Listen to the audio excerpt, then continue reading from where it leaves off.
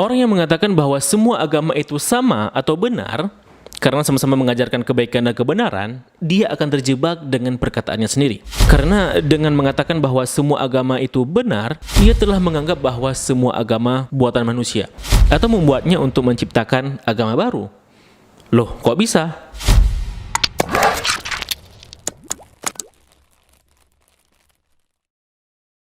Assalamualaikum warahmatullahi wabarakatuh. Selamat datang kembali di channel Rabbanians ID bersama saya Zulfan Afdillah.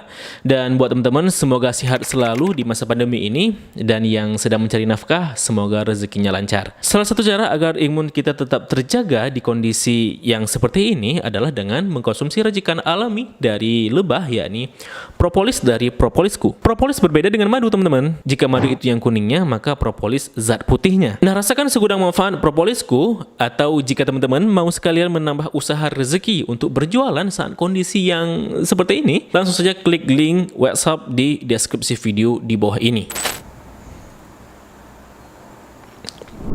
Oke, yang tadi itu untuk menjaga imun. Nah, sekarang mari kita bahas soal iman. Mungkin teman-teman pernah dengar gagasan bahwa semua agama sama karena semua agama sama-sama mengajarkan kebaikan. Atau semua agama benar karena masing-masing agama mengajarkan kebenaran. Nah, gagasan maupun narasi atau kalimat seperti ini muncul oleh mereka para penggiat aktivis pluralisme.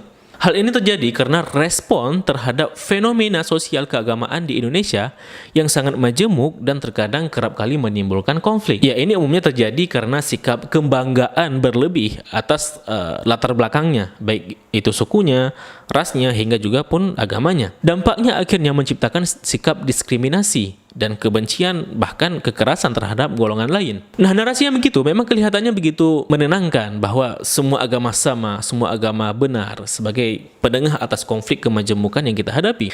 Nah, secara kacamata sosiologi, mungkin narasi bahwa semua agama sama dapat meredam gejolak konflik. Namun perlu diperhatikan bahwa secara sudut pandang teologis, narasi yang seperti ini memicu masalah. Oleh karenanya, MUI tahun 2005 mengeluarkan fatwa dengan menolak ideologi pluralisme yang tidak sejalan dengan pandangan teologi Islam. Hal ini karena orang yang mengatakan bahwa semua agama sama, akhirnya ujung-ujungnya memiliki dua indikasi. Pertama, bisa jadi dia menciptakan agama global yang menggabungkan semua agama yang diracik sedemikian rupa. Kedua, bisa jadi dia menjadi ateis atau tidak beragama dan beralih menjadi humanisme dengan anggapan bahwa agama hanya cipta karsa karya manusia. Sehingga menurutnya agama sebagai hama yang merusak keharmonisan umat manusia, seperti itu. Nah, kenapa bisa begitu? Oke, sebelum kita masuk ke inti pembahasannya, sebelumnya saya berterima kasih buat para penonton dan subscriber setia Rabbanians yang sudah mendukung channel ini via website kitabisa.com. Semoga Allah mengganti dan membalas kebaikan teman-teman sekalian dengan ganti yang lebih banyak lagi. Buat teman-teman yang mau partisipasi untuk mendukung channel ini, silahkan langsung saja klik link kitabisa.com di kolom deskripsi video atau di kolom komentar tersemat di bawah video ini. Dan jangan lupa untuk mengisi kolom doanya serta namanya juga. Suara yang mengatakan bahwa semua agama sama, dia akan bermasalah dengan istilah agama yang dia maksud sebelum kalimatnya berakhir. Kenapa begitu? Karena agama itu definisinya tidak ada yang baku. Sehingga apa definisi yang membuat Anda menganggap bahwa suatu konsep itu disebut dengan agama? Kan begitu. Karena kalau Anda mengatakan bahwa yang dikatakan agama itu mereka yang mempercayai dan memuja Tuhan atau dewa-dewi, maka agama Buddha dan agama Jainisme tidak dianggap sebagai agama dong. Ya, karena agama Buddha dan Jainisme tidak berfokus pada praktik ritual penyembahan. Bahkan konsep Tuhan bagi mereka sangat begitu abstrak dan tidak terdefinisikan maupun terdeskripsikan secara gamblang. Sehingga beberapa ahli mendefinisikan agama Buddha dan agama Jainisme sebagai agama transdestik, di mana mereka tidak mempermasalahkan nilai-nilai ketuhanan. Kalau yang disebut agama itu harus ada ritual-ritualnya, ya jadi teman-teman kita yang Kristen Protestan khususnya, maaf ya, mereka ini tidak memiliki ritual khusus harian yang bersifat wajib. Misalnya jika di Islam diwajibkan salat 5 kali sehari, atau di Yahudi diwajibkan 3 kali sehari tefilahnya, seperti itu. Namun yang dimaksud ibadah dalam Kristen itu berbeda. Ibadah yang mereka maksud seperti berdoa, membaca Alkitab, dan segala hal yang berkaitan sebagai wujud pengabdian. Jadi tidak ada cara khusus yang wajib seperti itu. Sehingga jika dalam Islam ada yang disebut dengan fikih ibadah yang khusus pada pembelajaran tata ritual, nah di Kristen tidak ada yang seperti itu. Nah, kalau ditinjau dari segi sejarah, dan jika yang disebut agama itu harus keyakinan kuno, maka beberapa agama yang relatif baru tidak disebut dengan agama. Misalnya seperti agama Bahai yang pengikutnya sekarang jutaan. Oke, kalau kita juga ingin mengakui yang namanya agama itu, baik itu agama kuno maupun agama baru, itu semuanya disebut dengan agama. Apakah kita mau mengakui semua agama-agama baru di era modern, seperti agama Salamullah oleh Lia Eden, Scientology atau realisme yang menyembah alien? Atau apakah kita mau menganggap bahwa agama kita memiliki standar kebenaran yang sama dengan agama satanisme? Oke, kalau misalkan semua keyakinan baru maupun kuno yang memiliki hubungan historisnya, memiliki hubungan sejarahnya, itu yang disebut agama. Jadi misalnya agama Yahudi, Kristen, Mandean, Islam, Babisme, Bahaiyah, yang mana mereka mengklaim sama-sama dikategorikan sebagai agama Abrahamik karena agama-agama ini mengklaim dari sumber yang sama, sumber sejarah yang sama. Nah, kalau itu yang disebut dengan agama, lalu bagaimana dengan tentu saja agama-agama di India seperti agama Hindu, Jainism, Buddhism, dan sebagainya? Bagaimana dengan agama-agama tradisional Cina atau agama-agama tradisional Nusantara dan agama-agama kuno Eropa? Apa mereka tidak disebut dengan agama? Begitu pula kalau yang dikatakan agama itu yang banyak pemeluknya, lantas gimana dengan agama-agama kuno yang pemeluknya terbatas seperti Zoroaster, Yazidi, Mandean, dan lain sebagainya. Sehingga di sini kita lihat bahwa definisi agama saja itu masih problematis. Terlebih kata agama dengan religion atau religi di Indonesia memiliki makna yang berbeda, di mana keyakinan-keyakinan yang diakui di Indonesia, keyakinan-keyakinan yang diakui di Indonesia itu disebut dengan agama. Sedangkan keyakinan-keyakinan yang tidak diakui itu disebut dengan religi. Padahal di barat, religion merupakan sebutan kepada agama mayor. Terlebih lagi dalam Islam, ada kata din dan kata milah. Nah, yang mana yang disebut dengan agama? Kata din atau milahnya. Begitu pula dengan umat Yahudi. Mereka lebih merujuk kepada sebutan istilah halakha untuk menyebut konsep aturan dalam kepercayaan mereka. Bahkan menurut Yahudi, seorang yang beragama Yahudi harus seorang dari bangsa Yahudi. Jadi Anda orang Indonesia tapi mau masuk agama Yahudi, Anda tidak akan diakui sepenuhnya Yahudi oleh komunitas Yahudi Ortodok khususnya, kecuali Yahudi liberal. Nah, Wilfred Caldwell Smith, seorang profesor yang paling berpengaruh pada abad 20 pada studi perbandingan agama, dalam bukunya The Meaning and End of Religion, mengatakan bahwa sulit untuk mendefinisikan istilah agama.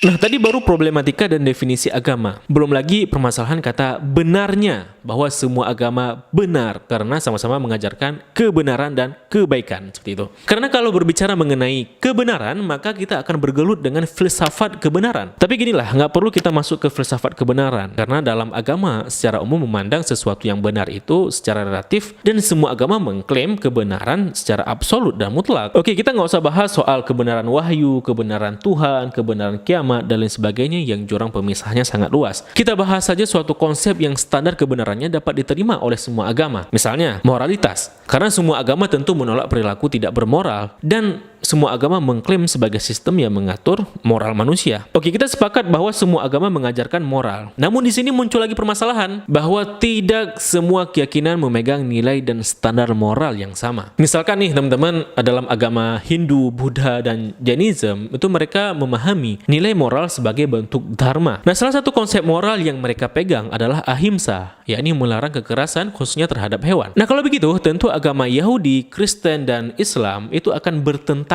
dengan nilai moral mereka, karena ketiga agama ini memperbolehkan makan hewan yang disembelih. Atau lain, misalkan Kristen melarang poligami. Dalam konteks mereka, tentu Islam dan Yahudi yang memperbolehkan poligami akan bertentangan dengan nilai moral kekristenan, seperti itu. Atau misalkan Islam melarang khalwat, yakni berdua-duaan dengan bukan mahram. Nah, dalam konteks ini tentu bertentangan dengan agama lain yang mungkin tidak melarang perilaku demikian. Oleh karenanya, nilai kebenaran dalam agama yang saya anut tentu berbeda dengan nilai kebenaran dari agama yang Anda anut. Walaupun secara bersamaan kita sama-sama bertujuan dan mengklaim menegakkan kebenaran, akhirnya tidak ada standar kebenaran yang disepakati secara bersama. Ya, kecuali hal-hal kecil yang tentunya hal-halnya bersifat tertentu. Karena ketika Anda Muslim dan mengatakan bahwa semua agama benar, maka Anda telah mengkhianati Islam, karena Allah mengatakan agama di sisi Allah hanyalah agama Islam. Ketika Anda Katolik mengatakan bahwa semua agama benar, maka Anda telah mengkhianati doktrin gereja yang berbunyi extra ecclesiam nulla salus, bahwa di luar gereja tidak ada keselamatan. Ketika Anda Hindu dan mengatakan demikian, maka Anda telah membiarkan sapi sebagai hewan suci dalam agama Hindu disembelih dan dikonsumsi seperti itu. Begitu pula dengan agama-agama lain dan sebagainya, bahwa sebagai umat beragama, ketika kita mengatakan demikian, maka kita akan tersandung dengan konsekuensi iman dan doktrin sebuah agama yang memegang kebenaran absolut dan tidak dapat ditawar itu. Sehingga dampak dari mengatakan semua agama itu benar dengan alasan sama-sama mengajarkan kebenaran dan kebaikan akan tersandung dengan konsekuensi iman dalam sebuah agama yang tentu menjerumus orang yang mengatakannya menjadi murtad atau apapun istilahnya dalam agama lain, kan begitu. Kalau memang Anda ingin benar-benar mengkampanyekan kesetaraan agama dan untuk menghindari paradoksi dan konsekuensi iman, ya, jika Anda Muslim maka Anda dapat melepaskan iman Islam dulu, atau ketika Anda Katolik lepaskan dulu iman Katoliknya dan lain sebagainya, baru Anda dapat berbicara demikian secara bebas tanpa dihalangi dengan konsekuensi apapun. Nah, akhirnya apa?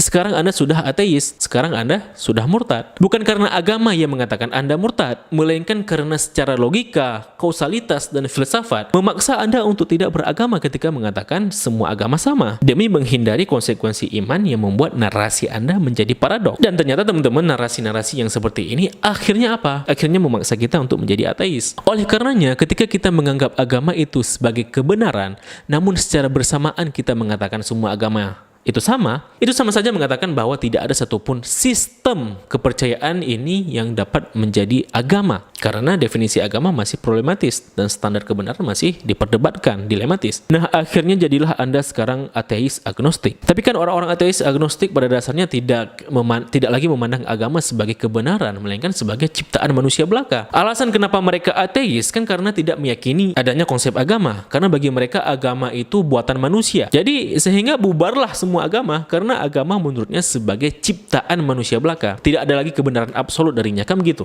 Oke, anggap saja bahwa dia masih menganggap agama itu masih penting dan diperlukan adanya, namun secara bersamaan gimana cara pandangan pluralisme ini tidak bertabrakan dengan konsekuensi iman dari agama apapun. Caranya adalah dengan menciptakan model atau konsep kepercayaan baru yang dikemas secara filosofis dengan mengakomodir atau mengambil semua keyakinan agama di dunia dan menyatukannya dalam sebuah pemikiran atau keyakinan baru, atau sederhananya you buat agama baru. Ya, membuat agama yang agama itu mengakui semua agama. Nah, dalam dunia akademis, konsep ini kemudian dikenal dengan filsafat pluralisme agama. Dan benar saja teman-teman, ternyata para tokoh-tokoh pluralisme ini dari barat akhirnya menyimpulkan bahwa suatu saat akan ada agama yang dapat merangkul semua keyakinan yang disebut dengan global theology.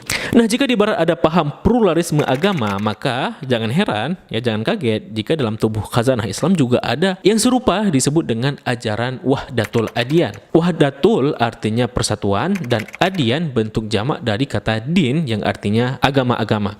Sehingga Wahdatul Adyan adalah persatuan agama-agama, seperti itu. Perlu diperhatikan bahwa filsafat pluralisme agama dengan ajaran Wahdatul Adyan memiliki landasan kerangka fikir yang berbeda. Dan agama Bahai serta Babisme yang sudah kita bahas di video sebelumnya itu merupakan dua bentuk realisasi dari dua konsep ini. Nah, pertanyaannya adalah kenapa bisa ada muncul pemikiran pluralisme dan kenapa ada ulama yang menciptakan konsep persatuan agama? Nah, ini akan kita bahas di pembahasan berikutnya, yang mana sedikit banyak akan memberikan titik terang di balik kontroversinya wacana semua agama benar ini. Oleh karenanya, jangan lupa klik tombol subscribe dan juga tombol loncengnya untuk mendapatkan updatean video berikutnya di channel Rabbanians ID. Nah, bagaimana pendapat kalian mengenai video kali ini? Tulis di kolom komentar. Kalau kalian menyukai video ini, klik like dan share apabila perlu. Dan terima kasih telah menyaksikan. Saya mohon undur diri. Mohon maaf apabila ada kesilapan dan kesalahan. Sampai jumpa di episode berikutnya. Billahi taufiq wal hidayah. Wassalamualaikum warahmatullahi wabarakatuh. Salam damai.